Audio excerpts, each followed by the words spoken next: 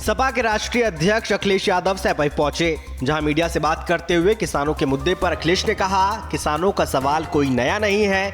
इससे पहले भी कई किसान संगठनों ने एमएसपी की मांग की थी। जब देश का किसान सरकार के खिलाफ खड़ा है और सरकार हर हथकंडा अपना रही है जिससे किसानों की आवाज़ दबाई जा सके, क्या लोकतंत्र में ये व्यवहार किसानों के लिए होना चाहिए कि कील लगा दें, पानी की बौछार कर दें, आंसू गैस गोले चलवाएं, प्रशासन से सख्ती करें? आप किसानों को एमएसपी क्यों नहीं देते हो?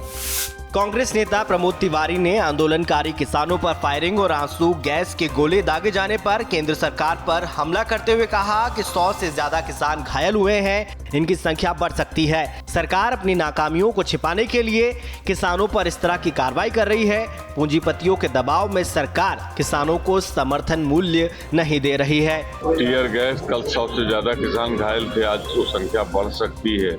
जो हिंसा हो रही है ये केंद्र सरकार अपनी नाकामी छिपाने के लिए कर रही है। पूंजीपतियों के दबाव में न्यूनतम समर्थन मूल्य नहीं घोषित किया जा रहा है। कन्नौज पहुंचे सपा मुखिया अखिलेश यादव ने बड़ा बयान दिया। अखिलेश ने बीजेपी पर निशाना साधते हुए कहा कि बीजेपी के लोग बिजली की चोरी कर रहे हैं, जमीनों पर कब्जा कर रहे हैं, वहां छापा नहीं पड़ रहा। छापा समाजवादियों और उनके गांवों पर पड़ रहा है कि बीजेपी के लोग कोई काम नहीं कर पाए। इनसे बताइए कि सड़क कहाँ बनाई, पुल कहाँ बनाया, मेडिकल कॉलेज क्या बनाया या और किस तरह किया, बिजली का कोई इंतजाम किया हो। ये केवल छापा मार रहे हैं। समाजवादियों का गांव देख लेते हैं, समाजवादियों का घर देख लेते तो बिजली का छापा मार रहे हैं। असली बिजली की चोरी बीजेपी वाले कर रहे हैं, बीजेपी वालों के छापा ही नहीं। खबर बलिया से है, जहां पहुंचे सुभाषपा के राष्ट्रीय अध्यक्ष ओम प्रकाश राजभर ने समाजवादी पार्टी पर तीखा हमला किया। मीडिया से बात करते हुए राजभर ने कहा कि पल्लवी पटेल के साथ जो हो रहा है वो सबके सामने है। रोज अखिलेश जी चिल्लाते हैं पीडीए पीडीए, जब पीडीए को हक देने की बात आती है तो वो मुकर जाते हैं, जिसका प्रमाण राज्यसभा का चुनाव है। राजभर ने जयंत चौधरी, स्वामी प्रसाद मौर्य और सोनिया गांधी से जुड़े सवालों के भी जवाब दिए। खबर कानपुर से है, जहां घाटमपुर में चलती वैन आग का गोला बन गई। वैन में बैठे लोगों ने जैसे तैसे कूदकर अपनी जान बचाई। आग इतनी भीषण थी कि 10 फुट ऊंची आग की लपटें उठने लगीं। सूचना पर पहुंची फायर ब्रिगेड की टीम ने कड़ी मशक्कत कर आग पर काबू पाया। वहीं आग से वैन पूरी तरह से जलकर राख हो गई। वैन में शॉर्ट सर्किट के चलते आग लगने की आशंका जताई जा रही है। बरेली में वैलेंटाइन डे के मौके पर शाहना ने सनातन धर्म अपना लिया। अपने पति की प्रताड़ना से तंग आकर बुलंदशहर की रहने वाली शाहना अब शारदा बन गई। उसने हिंदू धर्म अपनाते हुए प्रेमी प्रकाश के साथ मंदिर में 7 फेरे लिए। दरअसल शाहना के पति ने 3 तलाक देने के बाद उस पर हलाला का दबाव बना रहा था। योगी मोदी राज में सनातन धर्म में शाहना की आस्था बढ़ी और उसने अपने प्रेमी के साथ मंदिर में हिंदू रीति रिवाज से शादी कर ली। उन्नाव में जिला अस्पताल का एक वीडियो सामने आया है, जहां युवक प्रसव पीड़िता को ई रिक्शे से लेकर जिला अस्पताल पहुंचा और महिला ने ई रिक्शे पर ही बच्चे को जन्म दे दिया। प्रसव पीड़ित महिला को हाथ में उठाकर पति अस्पताल पहुंचा। दूसरी महिला ने अस्वस्थ नवजात शिशु को एसएनसीयू वार्ड में भर्ती करवाया। पता चला है कि पेशेंट जो है जिस समय आई है वो महिला वाला गेट नहीं था, किसी अन्य गेट से आई है। वहीं पर ऑटो रुका है, उसके साथ आशा नीलम थी, आटा मंथर की, वो अंदर स्टेशन लेने जा रही थी। लेकिन इसी बीच उसके मरीज के पति ने उसको गोद में उठा के अंदर ले गए थे। वो गेट पुरुष अस्पताल का गेट था और आशा अंदर स्टेशन लेने जा रही थी। चित्रकूट में आयोजित किए जा रहे बुंदेलखंड गौरव महोत्सव कार्यक्रम में अचानक बड़ा विस्फोट हो गया, जिसके बाद चारों तरफ चीख पुकार मच गई। दरअसल हॉट एयर बलून के पास रखा एक सिलेंडर फट गया, जिसकी वजह से लोगों की मौत हो गई। वहीं कई लोग घायल हो गए, जिन्हें अस्पताल में भर्ती करवाया गया है। अभी 3:10 पे एक विस्फोट हुआ है। उसमें हम लोग विस्फोट की सूचना मिलते ही मैं और कप्तान साहब तत्काल मौके पर पहुँचे। वहाँ पे हम लोगों ने इसकी जानकारी की और फिर हम लोगों ने जिला अस्पताल भी आके इसकी जानकारी की। 4 लोग उसमें प्रभावित हुए थे। 2 लोगों की मृत्यु हो गई है और 2 लोग घायल थे, जिनका प्राथमिक उपचार करके उनको प्रयागराज मेडिकल कॉलेज के लिए रेफर कर दिया गया है। खबर कानपुर से है, जहां पुलिस ने धोखाधड़ी के मामले में एक प्रेमी और उसकी प्रेमिका सहित 6 लोगों को गिरफ्तार किया है। दरअसल कानपुर के श्रम विभाग कार्यालय में बीते दिनों 1 करोड़ रुपए से ज्यादा की राशि 196 लोगों के खाते में ट्रांसफर की गई थी। इससे एक बड़े फ्रॉड का खुलासा हुआ था। जब जांच हुई तो पता चला कि फ्रॉड करने वालों ने अधिकारियों के डिजिटल सिग्नेचर भी बनाए थे। इसके साथ कई लोग और भी शामिल थे। हमारी टीम ने लगातार इनके ऊपर सर्विलेंस रखी हुई थी, इनके प्रयास में इनकी गिरफ्तारी की थे। ये लोग हमारे क्षेत्र में द्वारा से डंपा ट्रक करने का प्रयास कर रहे थे, चोरी करने का। हमारी टीम ने इनको गिरफ्तार किया और इनके पास से जो हमारा पूर्व में ट्रक चोरी हुआ था वो भी बरामद हुआ है, प्लस एक एर्टिगा गाड़ी जो उसी घटना में इस्तेमाल हुई थी वो भी बरामद हुई है। कन्नौज जिले में चोरी और लूट की कई घटनाओं को अंजाम देने वाले 2 बदमाशों को पुलिस ने गिरफ्तार कर लिया। गिरफ्तारी से पहले बदमाशों के साथ पुलिस की मुठभेड़ हुई। इस मुठभेड़ में 2 बदमाश घायल हो गए।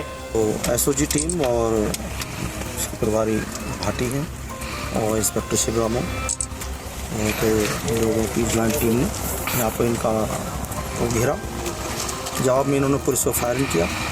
पुलिस ने भी अपनी जान बचाने के लिए और इन्हें गिरफ्तार करने के लिए इनको फायर किया, जिसमें 2 बदमाश घायल हो गए। लोकसभा चुनाव से कुछ महीने पहले सुप्रीम कोर्ट ने 6 साल पुरानी इलेक्टोरल बॉन्ड स्कीम को अवैध करार दे दिया है। साथ ही इसके जरिए चंदा लेने पर तत्काल रोक लगा दी है।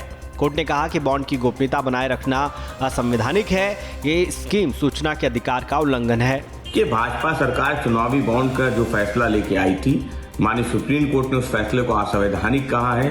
समाजवादी पार्टी इस फैसले का स्वागत करती है। 2014 में भाजपा ने नारा दिया था काला धन वापस लाएंगे, चुनावी बॉन्ड लेके आते हैं, देश की सबसे अमीर पार्टी भाजपा हो जाती है। किसने चंदा दिया नहीं बताएंगे, आरटीआई के दायरे से बाहर।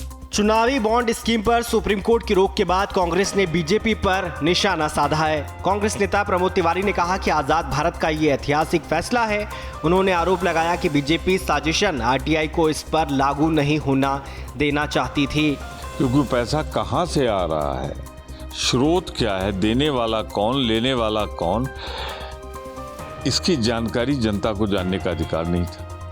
तो सर्वोच्च न्यायालय ने पारदर्शिता को देखते हुए ये साफ कर दिया कि हर परिस्थिति में आपको बताना पड़ेगा कि एक एक पैसा कहां से आया। खबर बरेली से है, जहां सरकार आपके द्वार कार्यक्रम में शिरकत करने कैबिनेट मंत्री धर्मपाल सिंह पहुंचे। इस दौरान धर्मपाल ने मौलाना तौकीर रजा को आड़े हाथों लिया।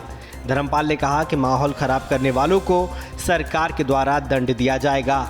न्याय सबको, तुष्टिकरण किसी को नहीं। जो गलती करेगा उसको दंड मिलेगा। हिंदू गलती करेगा तो हिंदू को दंड मिलेगा, और यदि मुस्लिम गलती करेगा तो मुस्लिम को दंड मिलेगा। धर्म, मजहब, बिरादरी के आधार पर कानून की व्यवस्था नहीं है, व्यवस्था है इंसाफ के आधार पर। कानपुर में सचेंडी थाना क्षेत्र के एक स्कूल के बाहर पार्क में लगी बाबा साहब भीमराव अंबेडकर की मूर्ति खंडित मिलने से हड़कंप मच गया। सुबह जब लोगों ने देखा तो भीड़ इकट्ठा हो गई। सूचना के बाद मौके पर भीम आर्मी के सैकड़ों कार्यकर्ता पहुंच गए और नारेबाजी शुरू कर दी कि सचेंडी के पास बाबा साहब की प्रतिमा काफ़ी समय पुरानी की लगी हुई है। वो रोज के तरीके जाते थे तो आज देखा कि प्रतिमा खंडित पड़ी थी। वो लौट के देखा था कि प्रतिमा पूरी तरीके तोड़ दी, उसका सर नहीं मिला है। जहाँ तक अनुमान है कि बगल में ही कुआं है, उसी के अंदर प्रतिमा है और प्रशासन ने ये मदद की है। प्रशासन बोला कि मैं मुकदमा करने के लिए भी तैयार हूँ और प्रतिमा भेजी है लेने के लिए। आगरा में हिंदूवादी संगठनों ने वैलेंटाइन डे का जमकर विरोध किया। अखिल भारत हिंदू महासभा के पदाधिकारियों ने सांकेतिक रूप से टेडी बियर और गुलाब के फूलों का दहन कर पाश्चात्य संस्कृतियों और वैलेंटाइन डे का विरोध किया।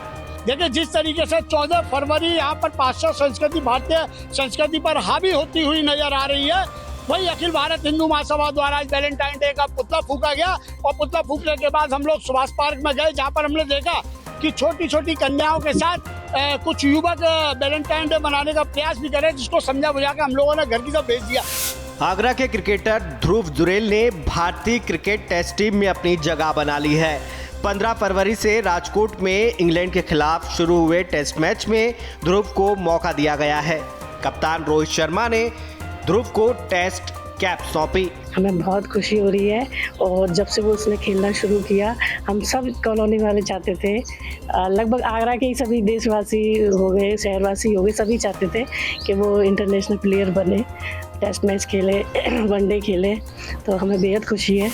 यूपी की 10 राज्यसभा सीटों के लिए चुनाव को बीजेपी ने दिलचस्प बना दिया है। समाजवादी पार्टी और सहयोगी दलों में राज्यसभा प्रत्याशियों को लेकर छिड़ी रार का फायदा उठाने के लिए बीजेपी ने 8वां प्रत्याशी भी मैदान में उतार दिया है। बिल्डर और राज्यसभा सांसद संजय सेठ ने गुरुवार को अपना नामांकन दाखिल किया। संजय सेठ के नामांकन में बीजेपी प्रदेश अध्यक्ष भूपेंद्र चौधरी, डिप्टी सीएम केशव प्रसाद मौर्य समेत बीजेपी के कई नेता और प्रस्तावक मौजूद रहेंगे। कानपुर के झकरकट्टी स्थित बस अड्डे पर यात्रियों को अब बसों की जानकारी के लिए भटकना नहीं पड़ेगा। रेलवे स्टेशन पर ट्रेनों की तरह उन्हें बस के आने जाने का समय और उनकी वास्तविक स्थिति का पता बस अड्डे पर ही लग जाएगा। इससे पहली बात तो यह सुविधा एक होगी कि कस्टमर्स को लाइन में नहीं लगना पड़ेगा, अगर भीड़ है ना उसको पूछना पड़ेगा, ऑटोमेटिक आएगा, देखेगा उस पर कि हाँ कितनी भीड़ है, क्या है, टिकट है कि नहीं है, वो अपनी ऑटोमेटिकली चलने लगेगा। ये सिस्टम तो अच्छा है, काफ़ी लोगों के लिए मददगार रहेगा।